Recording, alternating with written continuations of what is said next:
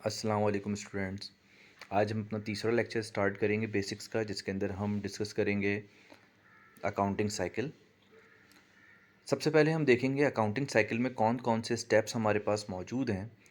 इन steps में सबसे पहला स्टेप है analysis of transactions. Analysis of transactions का मतलब क्या है? जो भी बिज़नेस में लेन देन हुआ है या जो भी बिज़नेस में इवेंट्स हुए हैं उनको हम एनालाइज करेंगे। उसमें हम कम से कम दो एलिमेंट्स को ढूंढेंगे जिन्हें हमें जर्नलाइज करना होगा अगले स्टेप में। ट्रांजैक्शन के बारे में हम पहले भी डिस्कस कर चुके हैं। ट्रांजैक्शन हम किसे कहते हैं? बिज़नेस में कोई भी ऐसा रिकॉर्डेबल इवेंट जो पैसों की सूरत में रिकॉर्ड किया जा सकता हो, यानी इन टर्म्स ऑफ मनी जिसको रिकॉर्ड किया जा सकता हो, वो हमारे पास क्या कहलाती है? ट्रांजैक्शंस। ट्रांजैक्शंस को एनालाइज करने के बाद हम उसकी एंट्रीज़ बनाते हैं जर्नल में, या फिर और हमारे पास मुख्तलिफ जर्नल्स मौजूद होते हैं, उनमें हम इनको रिकॉर्ड करते हैं। जर्नलाइजिंग करने के बाद, ये जर्नल्स में रिकॉर्ड करने के बाद, हमारे पास थर्ड स्टेप होता है लेजर पोस्टिंग का। हम जनरल लेजर्स में भी करते हैं, अकाउंट्स रिसीवेबल सब्सिडरी लेजर्स में भी करते हैं, और अकाउंट्स पेबल सब्सिडरी लेजर्स में भी करते हैं। लेकिन फ़िलहाल अभी हम यहाँ पर जनरल लेजर की बात करेंगे। जनरल लेजर के बाद, यानी जनरल लेजर में हम एंट्रीज़ को पोस्ट करते हैं, यानी जो भी हमने रिकॉर्डिंग इस स्टेप में की है, जर्नल्स में की है, उसको हम मूव करते हैं लेजर में, यानी लेजर में पोस्ट करते हैं। और फिर लेजर में जो हमारे पास बैलेंसेस बचते हैं वो हम किस में ट्रांसफ़र कर देते हैं? ट्रायल बैलेंस में। ये ट्रायल बैलेंस हमारे पास अनएडजस्टेड कहलाता है। अनएडजस्टेड ट्रायल बैलेंस का मतलब है जिसमें ड्यूरिंग द ईयर कुछ इवेंट्स रिकॉर्ड होने से रह गए हैं, वो फिर हम साल के आखिर में एडजस्ट करते हैं। वो एडजस्ट हम किस में करते हैं? अपने अगले स्टेप में, यानी एडजस्टमेंट्स में। एडजस्टमेंट्स में हम करते हैं एडजस्टिंग एंट्रीज़ को रिकॉर्ड। और एडजस्टिंग एंट्रीज़ को जब हम रिकॉर्ड करते हैं तो हमारे पास एक एडजस्टेड ट्रायल बैलेंस रेडी हो जाता है। एडजस्टेड ट्रायल बैलेंस का मतलब है जो अनएडजस्टेड ट्रायल बैलेंस है उसमें हमने एडजस्टमेंट्स करी, और एडजस्टमेंट्स के बाद हमने डेटा को आगे मूव किया, तो वो हमारे पास क्या हो गया? Adjusted trial balance. इस एडजस्टेड ट्रायल बैलेंस से फिर हम डेटा अगले स्टेप में मूव करते हैं, यानी फाइनेंशियल स्टेटमेंट्स की तरफ मूव करते हैं। फाइनेंशियल स्टेटमेंट्स यानी साल के आखिर में वो स्टेटमेंट्स जिसमें आपको प्रॉफिट और लॉस और बिजनेस की फाइनेंशियल पोजीशन पता चलती है। इसमें हम दो तरह की स्टेटमेंट्स बनाते हैं, इनकम स्टेटमेंट यानी आईएस और बैलेंस शीट। इनकम स्टेटमेंट से हमें ईयर एंड का प्रॉफिट और लॉस मालूम चलता है, जबकि बैलेंस शीट से हमें फाइनेंशियल पोजीशन पता चलती है बिज़नेस की, यानी बिज़नेस में इस वक्त कितने एसेट्स और कितनी लायबिलिटीज़ और ओनर की इक्विटी मौजूद है। फाइनेंशियल स्टेटमेंट्स बनाने के बाद साल के आखिर में हम अपना क्लोजिंग प्रोसेस स्टार्ट करते हैं। क्लोजिंग प्रोसेस का मतलब है पूरे साल में होने वाले रेवेन्यूज़ और पूरे साल में होने वाले एक्सपेंसेस को हम साल के आखिर में क्लोज़ कर देते हैं, क्योंकि एक्सपेंसेस और रेवेन्यूज़ हमारे नॉमिनल अकाउंट्स होते हैं। नॉमिनल अकाउंट्स का मतलब क्या होता है? यानी टेम्पररी अकाउंट जो हम साल के आखिर में क्लोज़ कर देते हैं, और उससे हमें पता चल जाता है कि पूरे साल में कितना प्रॉफिट और लॉस हुआ। फ़िलहाल ये अभी हमारे पास अकाउंटिंग साइकिल का एक जनरल सा डिस्कशन था, ओवरव्यू था। इसको हम स्टेप बाय स्टेप और आगे डिस्कस करेंगे। बच्चों, अब हमारे पास हमारा पहला स्टेप अकाउंटिंग साइकिल का है एनालिसिस ऑफ ट्रांजैक्शंस। अगर आपको ट्रांजैक्शन को एनालाइज करना आ गया तो आपके लिए बहुत आसान हो जाएगा इसको जर्नलाइज करना, यानी जर्नल में रिकॉर्ड करना। मेन काम हमारा जो है वो ट्रांजैक्शंस को अच्छे से एनालाइज करना है। पहली ट्रांजैक्शन हमारे पास है जिसमें हम बिज़नेस के स्टार्ट की बात करते हैं। On March 1, 2021 mister Azeem started a new business with investment of cash ₹5 lakh. Mister Azeem ने एक नया बिज़नेस स्टार्ट किया इन्वेस्टमेंट के साथ, और इन्वेस्टमेंट उन्होंने किस शेप में की है? कैश की शेप में की है। तो कैश हमारा क्या है? एसेट। बिज़नेस में एसेट इंक्रीज़ हो रहा है। और इन्वेस्टमेंट के लिए हम टाइटल कैपिटल का यूज़ करेंगे, और कैपिटल की जो नेचर है वो है हमारे पास ओनर्स इक्विटी। यानी बिज़नेस में जो कैश है वो कैपिटल की वजह से आ रहा है, यानी ओनर अपनी पॉकेट से क्या कर रहा है? इसको इन्वेस्ट। अब ओनर ने अपना जब बिज़नेस स्टार्ट कर लिया तो इसके आगे हमारे पास क्या लिखा हुआ है, ही completed the following transactions during the month. अच्छा, एक बात यहाँ पर जहन में रहे कि कैश को हम कैश ही रिकॉर्ड करते हैं, लेकिन इन्वेस्टमेंट के लिए हम क्या टाइटल यूज़ करेंगे, कैपिटल का। तो जो टाइटल हम अलग से यूज़ करेंगे उसको हम ऊपर मेंशन कर देंगे कि उसके लिए एक्चुअल टाइटल क्या इस्तेमाल होगा। अगली ट्रांजेक्शन हमारे पास मार्च 2 को, purchased equipment on cash. Equipment को इक्विपमेंट ही लिखते हैं, कैश को कैश ही लिखते हैं। इसका मतलब है बिज़नेस में इक्विपमेंट को हम ख़रीद कर लेकर आए हैं। इसका मतलब है बिज़नेस में हमारे पास एसेट आ गया, और किस पर ख़रीदा हमने इसको, कैश पर ख़रीदा, तो कैश हमारे पास से यहाँ पर चले गया। अगली transaction March 3, purchased furniture on cash. दोबारा हमारे पास एसेट बिज़नेस में आ गया और हमारे पास से कैश का आउटफ्लो हो गया, यानी कैश हमारे पास से चले गए। तो एक बात आप आसानी से याद रख सकते हैं कि कैश एसेट इंक्रीज़ हो रहा है अगर आ रहा है तो, और कैश जा रहा है तो एसेट क्या हो रहा है हमारे पास से, डिक्रीज़ हो रहा है। अगली ट्रांजेक्शन हमारे पास दोबारा से, इसमें भी एक एसेट हमारे पास आ रहा है और कैश हमारे पास से जा रहा है, यानी purchased office supplies. Office supplies हम अपने प्रीवियस लेक्चर में पढ़ चुके हैं। ऑफिस सप्लाइज़ हम कहते हैं ऑफिस स्टेशनरी को।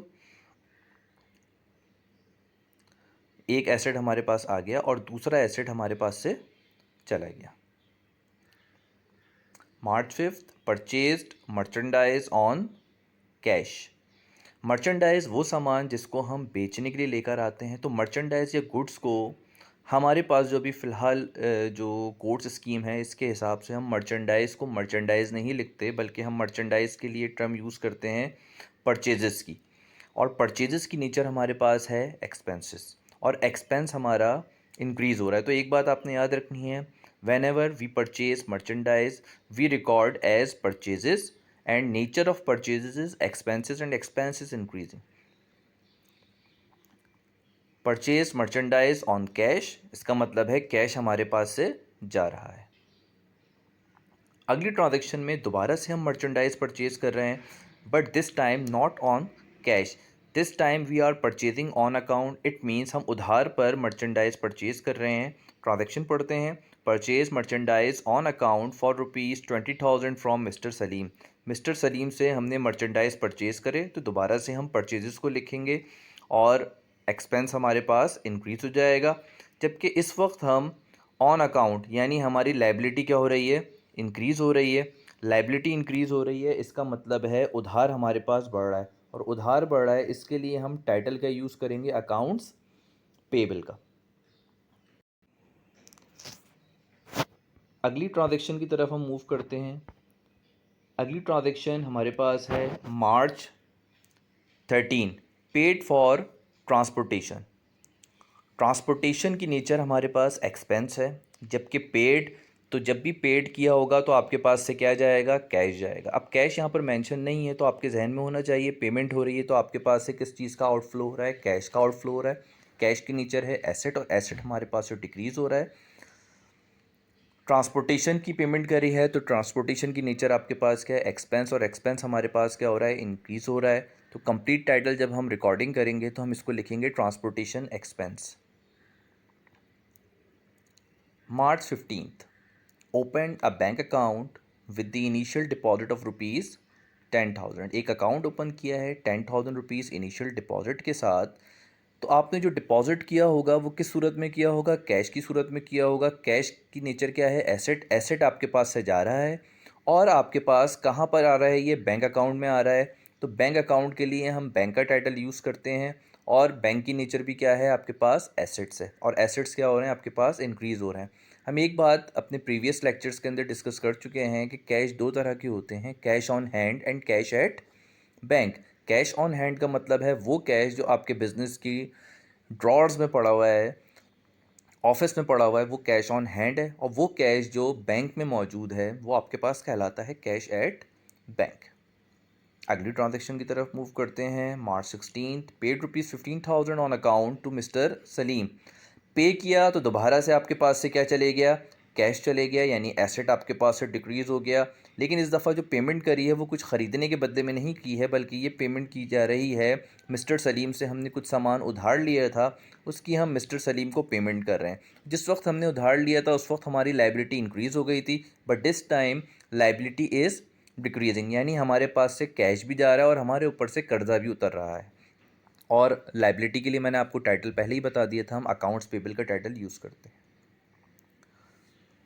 अब हमने परचेजिंग के बाद मर्चेंडाइज़ को सेल आउट करना होता है, तो मार्च 17 में लिखा है sold merchandise on cash. Merchandise हमने सेल किए, इसमें अमाउंट लिखना मैं भूल गया। सोल्ड मर्चेंडाइज़ ऑन कैश, तो मर्चेंडाइज़ आपने कैश पर बेचे तो कैश आपके पास इंक्रीज़ होगा। और मर्चेंडाइज़ को जब भी हम बेचते हैं तो इसके लिए टाइटल क्या यूज़ करते हैं, सेल्स का। And the nature of sales is income. तो एक बात आपको और यहाँ पर याद रखनी है शुरू में, जब भी हम मर्चेंडाइज़ परचेज़ करेंगे तो उसको हम लिखेंगे परचेजेस, और उस वक्त उसकी नेचर होगी एक्सपेंस की। और जब भी हम मर्चेंडाइज़ को सेल आउट करेंगे उसको हम उसका टाइटल क्या लिखेंगे, हम सेल्स। और सेल्स की नेचर क्या होगी आपके पास, इनकम। और इनकम क्या हो रही है यहाँ पर, इंक्रीज़ हो रही है। तो ये बात आपको शुरू में याद रखनी पड़ेगी। मार्च 18 दोबारा से हम मर्चेंडाइज़ को सेल आउट कर रहे हैं, लेकिन इस वक्त मर्चेंडाइज़ हम बेच रहे हैं उधार पर। Sold merchandise on account to mister Ashraf rupees 15,000। Mister Ashraf को आप 15,000 रुपये के मर्चेंडाइज सेल आउट कर रहे हैं। तो जब भी आप उधार पर मर्चेंडाइज बेचते हैं तो उधार के लिए आप टाइटल यूज़ करेंगे अकाउंट्स रिसीवेबल का, यानी सेल्स यानी इनकम आपकी इंक्रीज़ हो गई और उधार पर आपने बेचा तो आप लिखेंगे अकाउंट सेबल। एंड नेचर ऑफ अकाउंट सेबल इज़ एसेट, और एसेट आपके पास क्या हो रहा है, इंक्रीज़ हो रहा है। तो इस ट्रांजैक्शन के मुताबिक अगर हम पिछली ट्रांजैक्शन से इसको कंपेयर करें तो वहाँ पर हमने मर्चेंडाइज सेल किए थे तो हमारे पास कैश आ गया था, लेकिन इस ट्रांजैक्शन में हमने मर्चेंडाइज सेल तो किए हैं लेकिन हमने उधार पर बेचे हैं। तो जब तक हमारे पास कैश नहीं आएगा उस वक्त तक के लिए हम अपने पास क्या रिकॉर्ड करेंगे, अकाउंट्स रिसीवेबल। अपनी अगली ट्रांजैक्शन की तरफ हम मूव करते हैं। अगली ट्रांजैक्शन हमारे पास है paid utility bills for the month ₹7,000। Utility bills आपके पास एक्सपेंस हैं और एक्सपेंस आपका इंक्रीज़ हो रहा है, और पेड किया तो आपके पास से क्या जाएगा, कैश जाएगा। तो एसेट हमारे पास डिक्रीज़ हो गया और यूटिलिटी बिल्स हमारे लिए क्या हैं, मंथली एक्सपेंसेस हैं, और एक्सपेंसेस हमारे पास क्या हो रहे हैं, इंक्रीज़ हो रहे हैं। March 30 paid salary to the salesman ₹10,000। Salesman को हमने सैलरी पे करी। Again salary to the salesman is the expense, यानी ऑपरेटिंग एक्सपेंस है, आपका मंथली एक्सपेंस है। और सैलरी की नेचर वही आप कंप्लीट टाइटल लिखेंगे, सैलरी एक्सपेंस, और एक्सपेंस आपका इंक्रीज़ हो रहा है। और पेड किया तो कैश जा रहा है, कैश की नेचर क्या है आपके पास, एसेट्स। एसेट्स आपके पास डिक्रीज़ हो रहे हैं। मंथ की लास्ट डेट को आपने कैश विड्रॉ किया, मार्च 31 को विड्रॉ कैश, यानी बिजनेस से आपने कैश निकाला फॉर पर्सनल यूज़ ₹8,000। अगर हम फर्स्ट ट्रांजैक्शन को देखें तो आपने बिज़नेस में पैसे इन्वेस्ट किए थे। बिज़नेस में पैसे इन्वेस्ट करने का मतलब है आपने अपनी पॉकेट से यानी घर से ला के पैसे बिज़नेस के अंदर इन्वेस्ट किए हैं। जबकि यहाँ पर आप क्या हो रहा है, आप बिज़नेस से कैश निकाल के अपने घर वापस लेकर जा रहे हैं। तो जब भी withdraw cash from business for personal use होगा, इसका मतलब है आपने बिज़नेस से कैश परमानेंटली क्या कर दिया, बाहर कर दिया, यानी एसेट्स आपके पास से बिज़नेस से चले गए और बिज़नेस से आपकी ओनर्स इक्विटी कम हो गई। और ओनर्स इक्विटी कम होने के लिए हम क्या टाइटल लिखते हैं, ड्राइंग। ड्राइंग से ओनर इक्विटी डिक्रीज़ हो जाती है, कैपिटल से ओनर इक्विटी इंक्रीज़ होती है, जबकि ड्राइंग को हम कॉन्ट्रा ओनर इक्विटी भी कहते हैं। इसका मतलब है कि ओनर इक्विटी को डिक्रीज़ करने वाला एलिमेंट। इसी के साथ हम अपने अगले स्टेप के लिए एक चीज़ डिस्कस कर लें, यानी हमारे पास पहला स्टेप था एनालिसिस ऑफ ट्रांजैक्शंस, वो हमने किया। अगला स्टेप हमारे पास है जर्नलाइजिंग और जर्नल प्रिपेयर करना। तो उसके लिए हमें rules of debit and credit का सही से पता होना बहुत ज़रूरी है।